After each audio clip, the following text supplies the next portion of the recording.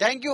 ನಾನು ಮೈಲಾರಿಪುರ ಬೆಳಗಾವಿಯ ಜಿಲ್ಲಾ ವರದಿಗಾರ. ಪ್ರಮುಖವಾಗಿ ಬೆಳಗಾವಿ ತಾಲೂಕಿನ ಬಡೇಕೋಳ ಮಠ ಏನಿದೆ ಅದು ಹೆದ್ದಾರಿ ಆಗಿರಲಿಲ್ಲ, ಅದು ಸಾವಿನ ಹೆದ್ದಾರಿ ಆಗಿತ್ತು. ಹಾಗಾಗಿ ಈಗ ಸಾವಿನ ಹೆದ್ದಾರಿಗೆ ಮುಕ್ತಿ ಕೊಡೋದಕ್ಕೆ ಹೆದ್ದಾರಿ ಪ್ರಾಧಿಕಾರದ ಅಧಿಕಾರಿಗಳು ಬಂದಿರುವಂತದ್ದು. ಅದೇ ಒಂದು ಸ್ಥಳದಲ್ಲಿ ಸದ್ಯ ನಾನಿರುವಂತದ್ದು. ಈ ಒಂದು ಹೆದ್ದಾರಿ ನಿತ್ಯವೂ ಕೂಡ ಸಾಕಷ್ಟು ಅಪಘಾತಗಳು ಸಂಭವಿಸ್ತಾ ಇದ್ದು, ಈ ಬಗ್ಗೆ ರಿಪಬ್ಲಿಕ್ ಕನ್ನಡ ಕೂಡ ಒಂದು ವರದಿಯನ್ನು ಪ್ರಸಾರ ಮಾಡಿತ್ತು. ವರದಿ ಆಗ್ತಿದ್ದಂತೆ ಇಲ್ಲಿ ಬೆಳಗಾವಿಯ ಕಮಿಷನರ್ ಆಗಿರುವಂತಹ ಭೂಷಣ್ ಬೋರ್ಸೆ ಅವರು ಹೆದ್ದಾರಿ ಪ್ರಾಧಿಕಾರಕ್ಕೆ ಅಪಘಾತಗಳು ಯಾಕೆ ಆಗ್ತಿದ್ದಾವೆ ಅನ್ನೋದ್ರ ಬಗ್ಗೆ ಸಂಪೂರ್ಣವಾದಂತಹ ವರದಿಯನ್ನ ಸಲ್ಲಿಕೆ ಮಾಡಿದ್ರು.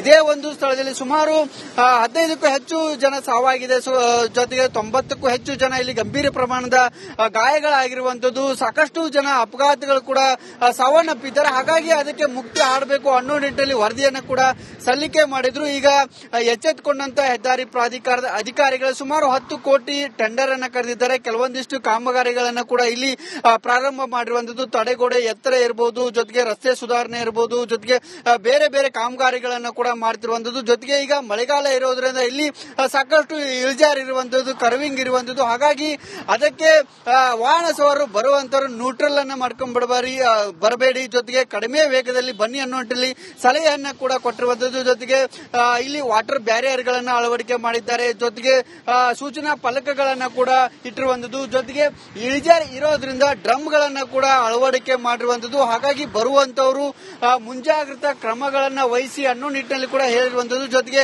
ಕಾಮಗಾರಿ ಇರೋದ್ರಿಂದ ಇಲ್ಲಿ ಸಾಕಷ್ಟು ಮುಂಜಾಗ್ರತಾ ಕ್ರಮಗಳನ್ನ ಕೂಡ ಈಗ ಕೈಗೊಂಡಿರುವಂತದ್ದು. ನಮ್ಮ ಜೊತೆಗೆ ಇಲ್ಲಿ ಅಧಿಕಾರಿಗಳು ಕೂಡ ಇರುವಂತದ್ದು. ಅವರನ್ನ ಮಾತನಾಡಿಸುವಂತ ಪ್ರಯತ್ನವನ್ನ ಈಗ ಸದ್ಯ ಮಾಡ್ತೇನೆ. ಏನೇನು ಮುಂಜಾಗ್ರತಾ ಕ್ರಮವನ್ನು ಸರ್? ಮುಂಜಾಗ್ರತಾ ಕ್ರಮವಾಗಿ ನಾವು ಚಾನಲೈಸ್ ಮಾಡಿದೀವಿ. ಗಾಡಿಗಳು ಸಾವಕಾಶ ಬರೋದಕ್ಕಾಗಿ ನಾವೆಲ್ಲ ವಾಟರ್ ಫೀಲ್ಡ್ ಬ್ಯಾರಿಯರ್ಸ್ ಇಟ್ಟಿದ್ದೀವಿ, ಸೂಚನಾ ಫಲಕಗಳನ್ನು ಅಳವಡಿಸಿದ್ದೀವಿ, ಸೋಲಾರ್ ಬ್ಲಿಂಕರ್ಸ್ ಇದೆ, ಸೋಲಾರ್ ಬ್ಲಿಂಕರ್ಸ್ ಅನ್ನು ಅಳವಡಿಸಿದ್ದೀವಿ.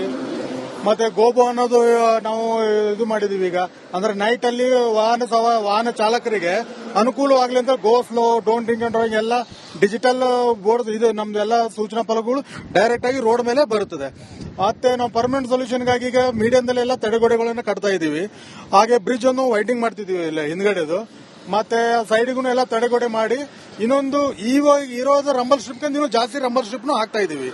ಮತ್ತೆ ಎಷ್ಟು ಅನುದಾನ ಬಂದಿದೆ ಸರ್? ಇನ್ನ ಬೇಕಾಗತ್ತ?